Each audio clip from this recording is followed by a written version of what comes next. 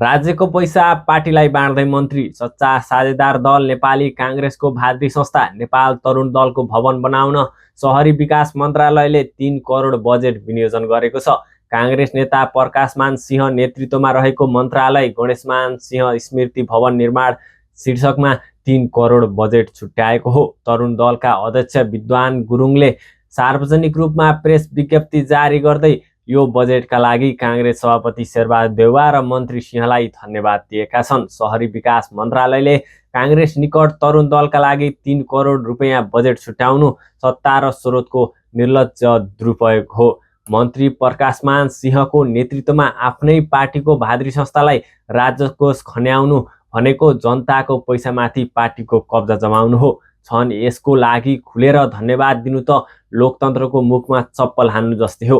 राज्यको पैसा पार्टीका गुट नेताका झोला वा संस्थाको भवनमा होइन, जनताको सेवामा खर्चिनुपर्छ।